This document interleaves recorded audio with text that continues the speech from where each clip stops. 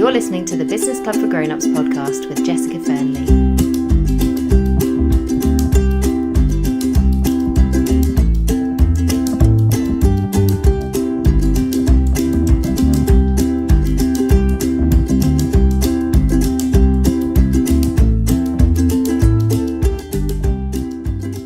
So hi everyone, and welcome to this week's episode of the Business Club for Grown-Ups podcast with me, Jessica Fearnley. Today we have an absolute peach of a topic. We're going to be talking about investing in your business, which is one of my favourite things to talk about. It's been an area where I've really had to change my initial preconceptions. So when I started my business, this is 3.5 years ago now, back in 2015, I started my business without a big capital sum. I guess in a way I was quite naive about what it would take to start a business, and I wasn't really sure how committed I really was to going the distance in my business. Funny as it sounds to say that now, but at the time I thought, I'll try coaching, I'll see if I like it, I'll see if it's a good fit for me, I'll see if it feels like something that can really work. And so I didn't come into things with this idea that I would need to invest a ton of my own money. I think it was actually about £200 from my savings that I thought, right, I will use that to start my business. And at the time I didn't have any concept of my own need for personal development or mindset work or anything like that, which looking back is actually kind of ironic because I needed so much mindset work in order to take my business forward and certainly to get it to the point that it's at now. But I really saw that as something optional or something that I could not afford, that was not available to me, that I should not be wasting my time with, and I definitely should not be spending money on. And I have to say, reflecting back on all of that, I think that is a huge trap that we can fall into. It's funny, isn't it? Because no one says, I don't want to grow my business, I want it to stay exactly the same, and I definitely don't want to make any money. But then our whole attitude towards investing in our businesses, if we're at a point like I was, where I was basically refusing to spend anything on my business, is saying exactly that. It's basically impossible to grow a business if we're just stuck in that scarcity mindset of thinking, I must never invest in my business. I must never spend money on these things. And it's been an amazing thing for me to see. We can move our businesses forward in so many exciting ways when we start to challenge that scarcity mindset. And if you're not sure what I mean by scarcity mindset, that's something that I will talk about more as we go through this episode. It's one of my favourite topics. Anyone who knows me who's listening to this will be rolling their eyes because it really is something that I love to talk about so much because it's been huge for me. It's been such a massive change. And when we can change our mindset in this area, just huge things start to happen. And some of the most important things I learned is that yes, it may be possible to do certain things in your business for free or on an absolute shoestring budget, but actually you cannot build a serious business, you cannot grow a serious business if that's always going to be your attitude. So, we can get into these situations where we're not willing to pay someone to do something for us in our business, say write a blog post or do graphic design or one of those service-based jobs that we need doing in our businesses from time to time, particularly as you start to build your business and scale and do more and more things. Instead of paying people, we can get into things where we do skill swaps or we learn how to do it ourselves. That can be a helpful thing when we first get started and maybe the money isn't there or we're just not really sure what we're doing yet and we want to learn some of these things before we outsource them. But actually, we can really hold ourselves back by trying to run a business on a shoestring just because it feels safer or it feels like less of a risk. And if you're serious about growing your business and really getting somewhere, you really need to invest in developing your business in order to do anything like the goals that you have in mind. So looking back, most of the money I spent in the first 2 years of my business was on my own learning and development. In the third year of my business, it was mostly on software and tools, and I'll talk about that another time. But it was just such a huge surprise to me how much I needed to prioritise spending on my own learning and development. There was so much I didn't know when I started my business, and even once I learnt it, I had so many fears and blocks. I just had so much growing to do. I wasn't able to put into practice the things that I had learned how to do because I just didn't believe in myself enough. I didn't know how to be confident that actually I could do some of the things I was trying to do. And I literally was not able to move forward in my business without working on all of that. And I don't think we ever get to a point where there's nothing holding us back. Mindset is a constant area that needs work. As soon as you get up to one level in your business, you're approaching the next and all of the same things come back only bigger. But it's not just the mindset stuff, it's also the practicalities of what we're doing in our business. It's outsourcing, it's all of the things that we need to start spending money on in order to get a return. Because at the end of the day, that's what business is. It's making a profit based on a return on an investment that we've made.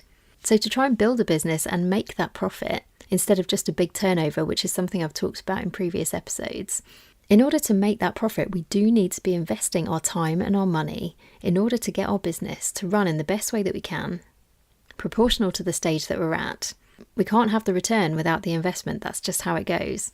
So I don't know how you're feeling about this whole topic. I don't know if it's the kind of thing that's already got you cringing slightly and thinking, oh no, I hate talking about this. Or if it's something that you've really battled with in your business as well.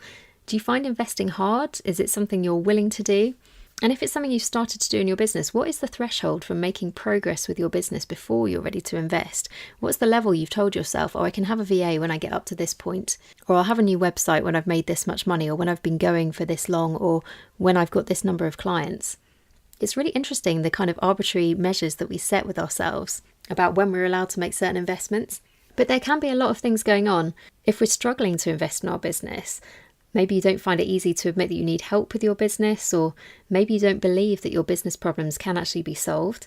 Maybe you already feel like you've spent quite a lot of money on your business and you don't want to have to invest any more in order to increase your profits. Or maybe it just feels nicer to think about investing your time rather than investing your money. Some of us are very attached to money and we devalue our time hugely. But I'd really encourage you to give some thought to that, because it's a really interesting area and it really affects the decisions that we make and the things that we choose to invest on. And I'll talk about that more in a minute. First, I'd like to spend a few minutes just thinking about the things we tell ourselves we gain when we don't invest in our businesses.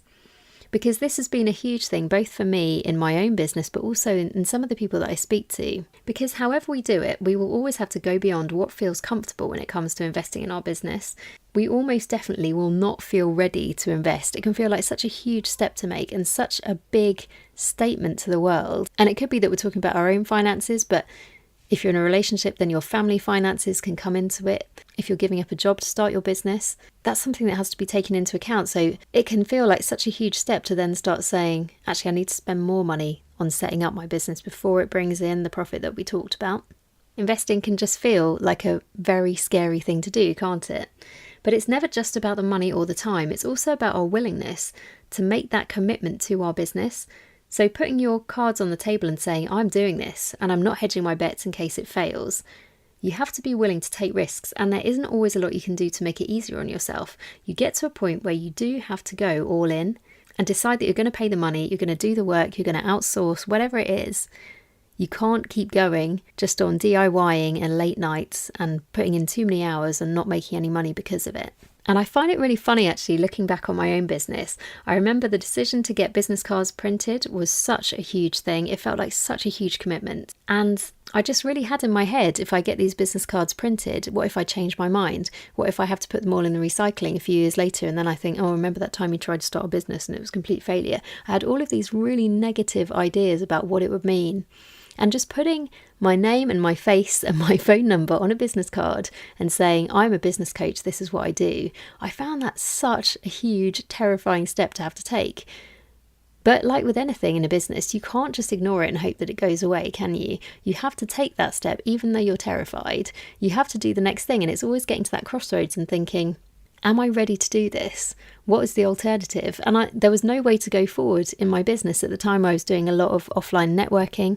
I was meeting people all the time. And I think it took going to my first networking meeting where I really felt like I was in a room full of grown-ups. And everyone was passing around their business cards. And I was sitting there thinking, I don't have business cards because I haven't printed any because I was too scared to print them. And just realising, I have to do this. I have to face this. It's time to get business cards printed. So it wasn't something that I felt comfortable with, and it wasn't a big investment. You know, it doesn't cost a lot to get them done, does it? What is it, £40-50 maximum? But for me, that was a huge step to take, because it wasn't just about the money. It was about the commitment that I was making and the statement that I was making to the world, saying, everyone, I'm a business coach. This is what I'm doing. But it's all of those first things, isn't it? So like almost everyone, I set up my first website myself. It was a free website at the time because I didn't want to pay for the hosting and I didn't want to take it too seriously, and I definitely didn't want to spend any money on it. And I remember contacting an associate because even at that stage, it's always really helpful to have joint venture partners, isn't it? And to be doing things in association with other people. But I remember speaking to someone who I'd met before in a different context, and we had a really nice chat, and I said, you know, this is the kind of thing that I'm doing, and would you be interested in partnering up and maybe promoting each other's services and that kind of thing? And the conversation went really well until the point that he saw my website. And he said, well, you got nice images on your website, but I can see straight away that you're not taking yourself very seriously. And I was a bit shocked, and I just thought, what? What do you mean? And he said, I can see that you've got a free website. It says at the bottom of your website that it's a free website. So that either means that you don't have any clients and you're not very good at what you do, or you're so held back by your own fear that you won't be able to help anyone that I come into contact with. So until you're ready to take yourself seriously, I don't think we can do anything together. And I have to say, that was really hard feedback to receive, but it really taught me such a lot. If we don't have any confidence in our own abilities to do the job that we're telling people we can do, then why on earth should they? If we're not willing to bet on ourselves, why on earth would someone else do that? And I think that was a really important turning point for me in my business, of just realising that this turmoil that I had on the inside of like, am I brave enough to do this? And can I do this? I think I realised that if I didn't take that step, if I didn't get my website done properly, if I didn't have my business cards, if I didn't start investing in my business and actually stopping running it like it was a part-time hobby, that was really affecting the way that people viewed me and the impression that I made. And it just made me realise that DIYing was wasting my time, it wasn't helping my brand, and it was really, really frustrating. And another thing that I really struggled with at the time was graphic design. I've been on such a journey with my graphic design abilities. At that point in my business, they were just zero. I had no idea what to do. And I would spend sort of 2 days in Canva making something that looked utterly awful. And then I'd want to cry at the end. Well, I'd want to cry through the whole experience because I was just like, oh, I hate this. It looks awful. And then you'd finish it and you'd show it to someone and they'd go, oh gosh, what have you done? And I think I just realised this is getting me nowhere. It's wasting my time. It's really, really frustrating. And it was just time to get it done properly. So I got my website professionally designed and built. I got my graphics put together properly by someone who knew what they were doing and had access to good stock photos. And that made such a big difference. But I think it became the point in my business where people stopped saying, oh, you're a business coach, that's nice. Oh, look at your website, isn't that lovely? And said, oh, wow, I love your website. It's such a good website.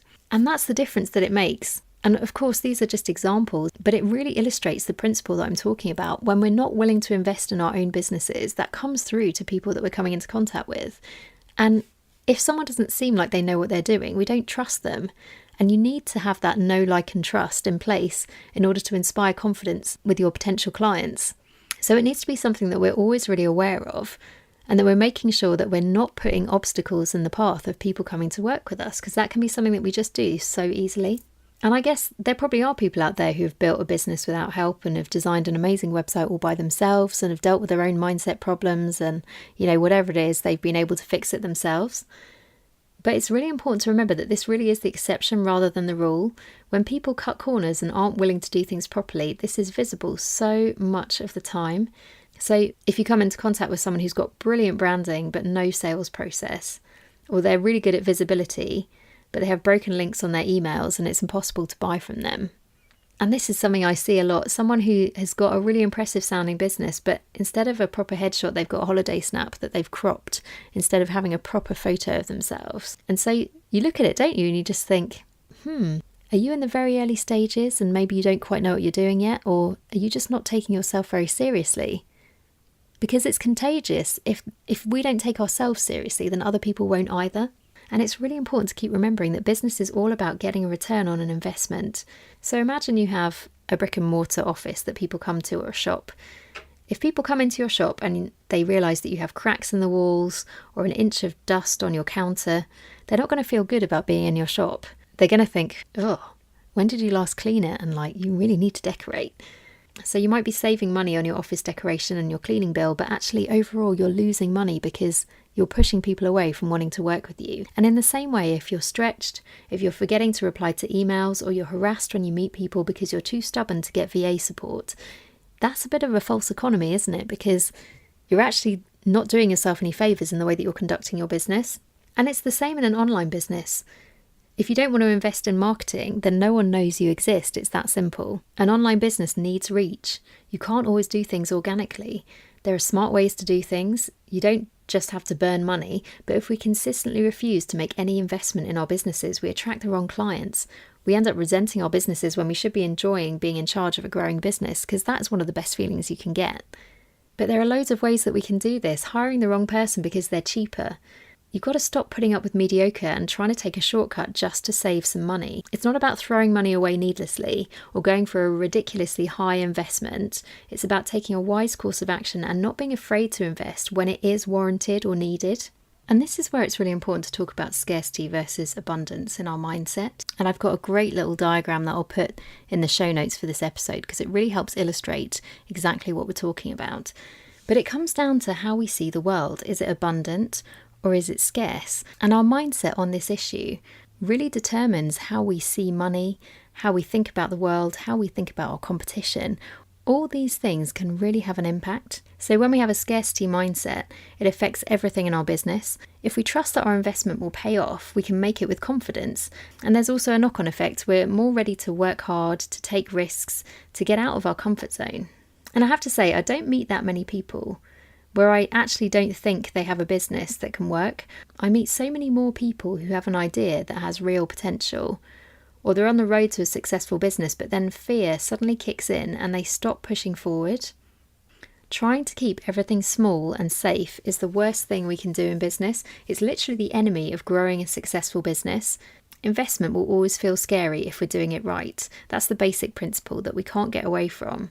And one of the biggest mistakes we make with investing is always trying to invest on a small scale. So we actually need the high level option, but we go for the cheapest one because in our minds that's a really good thing to do. Because we're saving money, so therefore it can't be a bad thing.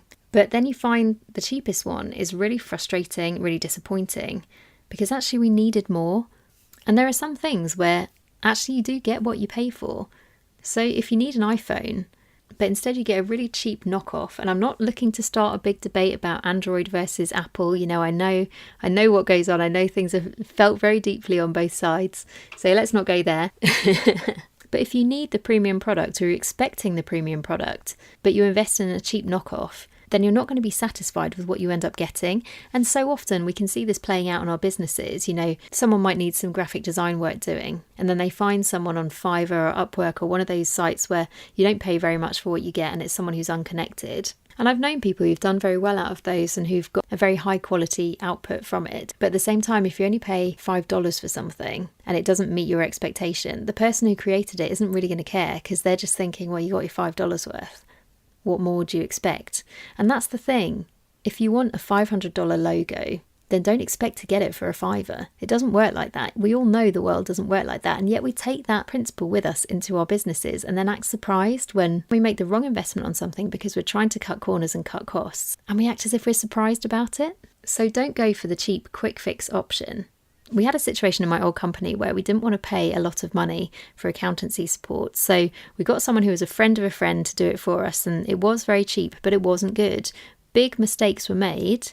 That took literally 2 years. If you've ever had anything to do with HMRC, you know things don't get resolved quickly. And we were in a very strong position because we didn't actually owe them money, but the money that we had paid had gone to the wrong place because we were given the wrong information. And trying to trace this money with HMRC, who were merrily sending us all kinds of angry letters saying we owed them money when we knew that we didn't, but they could not find the money in their system. It literally took 2 years of phone calls, and then we got to a point where we had to pay a more expensive accountant to fix the stuff, which they were able to do, but it still took them a lot of time, which was billable time, so that cost us a lot of money. If we'd have just got a proper accountant in the first place, we would not have had to spend more money putting out the fires that the bad accountant caused. And so often this kind of attitude, it's a way to sabotage the investment we're making before we've even done it. So if you don't feel confident about spending any money at all, and you end up spending the smallest amount possible, you can't really complain about the result not being up to standard, can you? And yet so often we do. And you can't have it both ways. The stories that we tell ourselves about what we gain by not investing are the thing that is keeping your business small and frustrating. If you're at that stage where you're just not willing to spend money on your business, and yet you're finding that every day is frustrating and hard work, this is not a surprise. When we don't invest, we don't gain things, we lose them. So it's really important that we focus on our goals and dreams for our businesses and think about the things that we do gain when we're willing to invest in our businesses.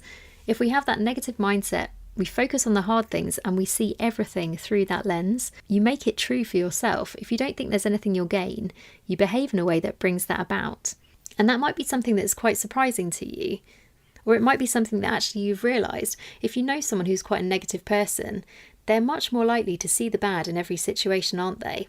And without realising, we can bring that into our businesses and have that scarcity, negative mindset where everything is a disaster, everything is a problem, everything is something we're powerless to do anything about, if you can push through that mindset and connect with a mindset of abundance instead, that really does change the way you view everything in your business. And if you know me, you'll know that I don't like the word abundance very much. I find it a bit cringy, but at the same time, even I feel really strongly that this is something that is really valuable in our businesses. When we can get to that place where we see the opportunities in a situation, we don't see all the threats, where we believe that we can make money in our businesses, we don't just feel completely powerless. And it's not just about getting income, it's about reach, it's about impact. How will we leave the world a different place? I've heard people in the last week talk about reaching 1 million women in their lifetime. And that's something huge, isn't it? So as we think about the things that we gain when we're willing to invest in our businesses, what is your mission in your business? What's the thing that really drives you, that you're really passionate about? Because you weren't born with this business. If you have a business right now, it's something that you've either taken on yourself or you've started from scratch yourself. So why did you do that? What's behind it? What's the big why for your business? And what are you going to achieve? If you have a goal that's as big as reaching 1 million women, you can't do that without investing. And that changes the whole way we look at this kind of cost-cutting attitude we can have to running our businesses, doesn't it? Because you might win by saving £100 here or £100 there, but if you lose out on your lifetime goal, was it worth it? And this is where having a good business plan can be a really helpful thing. And if you've heard me talk about business plans before, you'll know that while I love to write those 10-page business plans, I think they're brilliant, that doesn't have to be what a business plan is. If you've got a goal, if you've got an idea, even if it's written down on the back of an envelope or a piece of paper in your notebook, that can be a business plan. So find the excitement. When we think big, we're ready to invest in our businesses because it's for a purpose. And it's for a purpose that's bigger than just because I want to make some money this year. I think it's really important that we stop telling ourselves to think small and fit inside that box. And also to realise whether it's all happening because we're just too scared of what other people might think of us. Everything that you want is on the other side of fear. That's one of my favourite quotes, because since I set up my business, I felt afraid most of the time, because a lot of these things that we do, whether it's going networking, whether it's being visible on social media, having sales calls, being brave enough to set up a business and tell people about it and actually do that day in, day out. These are all things that are really scary, aren't they? And that doesn't really ever go away. But we can get much more comfortable, even in the midst of being out of our comfort zone. It really is quite amazing what you achieve, and that sense of achievement that you get when you've gone beyond what you thought you were able to. That's one of the things that I've loved most about doing my business. It's just shown me a side of myself that I didn't really know was there, and I don't know if you can relate to that. Sometimes we just have to take a running leap through that fear that we have. Because why are our what ifs always negative? You know, what if I fail, or what if it goes wrong, or what if I lose money, or what if this, or what if that? If we could be more positive about our what ifs, wouldn't that just be amazing? You know, what if it succeeds? What if I do twice as well as I think I will? When you can start to do that and sort of reframe things and flip it around, that's when we can look at what we're doing and actually just be amazed. And we start to feel excited instead of just feeling afraid. What if it goes really well? It's so important that we don't let that fear control us or make decisions for us, because so much of the time I find my fear is completely disproportionate to my situation. And it's good in a way, isn't it? It's a sign that we know how to take care of ourselves. Naturally, we will try and stop ourselves from doing things which are dangerous, and that's a skill that we learn very, very early in life. But if it goes too far, we're going to end up in a situation where we're missing the opportunity in front of us. We can be so irrational when it comes to our businesses if fear is in the driving seat and if fear is the reason we're doing everything. So it's really helpful to think, what are the ways that we're settling for second best instead of having the courage to do the thing that we really want to do? And how badly do you want it as well? Because if you're not content to sit there and just think, I wish I could do this, but I'll have to just do it in 5 years' time because I'm not brave enough now, which is, you know, honestly, that is how a lot of us spend our time. I've definitely been there of just thinking, I definitely can't do that now, but maybe I could do it next year or in 2 years' time or something. And then you just realise, I have to do it this month. It just has to happen. I don't feel ready, but I have to do it, and I'm not willing to wait that time because there's no need. I am ready now, even though I don't feel it. But it also comes down to urgency. How urgent is it for you to resolve your problem? We need to be so sure that we're actually ready to take that step, because so much of the time we can think, oh, if I just pay the money. When I first started my business, there was so much talk online about working with a high-level coach. And so many of us, and I think I did this too, can have this belief of like, if I just spend money on something, then it will just change me as a person into something completely different. But with any kind of investment, particularly coaching, That's always going to work around the type of person that we are and where we are. We can't just jump forward 10 years in our personal development just by paying £5,000. That's not how it works. So it's really important to ask yourself, if you're on the fence with a decision, what would it take to get you to be fully in with both feet and ready to go? We need to move past the scarcity mindset. If you want to do more, if you want to make more money in your business, you can't get it by hiding away, by burying your head in the sand. That just does not work. If you need to make an investment in your business at the moment and you're dragging your feet, it might be keeping you safe, but it definitely isn't helping you. You can't protect yourself from failure by refusing to commit to your business. If you do that, you're just sabotaging yourself. So at this point, I think it's really important to just ask yourself, what are your dreams for your business? And if you're listening to this, then grab a notepad and write down some ideas. What are your dreams for your business? What's getting in your way? What's stopping you from actually moving towards those dreams and achieving them? Why can't this be fixed? What would it take to actually get it sorted? And why aren't you doing it? Make some goals for your business if you haven't already, even if they scare you. They should scare you. Those are the best kinds of goals. I've done this in my own business in the last few weeks. And some of the goals that I'm looking at, I just think, what? But at the same time, that's what makes it exciting, because if you aim really high in your business, then it doesn't really matter if you even get to that level. Just the fact that you've aimed high, you'll get further forward than if you're too scared to even put it down on paper. But here's the thing, investing doesn't always have to mean a huge payment towards a top tier service. We don't want to skimp and try and piece together proper support from an insufficient solution. So if we actually need quite substantial help with something in our business, but we cobble together help from an intern because they're cheap, that obviously isn't going to be the right thing. It's always important to make our investment proportional to where we are in our business at the moment and the budget that we have. And be honest with yourself about that budget. If you need to actually extend a little bit further because you just need more support than you're getting, there will come a time in your business where you just need to do that. But it's funny actually, the number of women I meet who are convinced that the next step in growing their business is to apply for a funding grant or get investor support from an outside source. And I'm not saying we should never do that, but I think this truly is one of the biggest myths about investing in our businesses. One of my clients this year, actually, one of the first conversations we had was about getting investor funding for her business. And I asked her, okay, what will that enable you to do? And she didn't actually have an answer. It was quite funny. We laughed about it. But she was in a situation where it just seemed like that's what everyone else was doing. And so that became the next thing that she felt she had to do. And it had become a real block. So we crossed it off the list. And actually within a couple of sessions, she realised there was nothing holding her back from taking the steps to launch her business.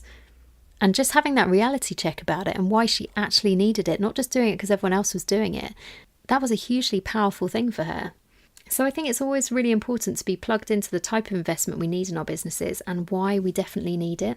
It is so important to invest in line with where we are in our business, and that's why one of the most exciting things for me this year has been launching different tiers of my own business, which has been something I've wanted to do basically since I started, but it's not been something that I've had the capacity to really do until this year. But the great thing is that my clients now have a range of options for how to work with me depending on their budget and the level of support they need from me, and that's just something I'm really excited to have in place in my business this year. So if you're relatively new to your business, you'll just love my Business Club for Grown-Ups membership group. I'll be reopening the doors later this autumn, and you can find out all about it at thebusinessclubforgrownups.com. But if you're at the other end of the spectrum and you've been working in your business for a while, and you know there's just so much potential to take it up a gear, but you just can't seem to do it alone, I'd love to tell you a little bit about my newest coaching program, Catalyst.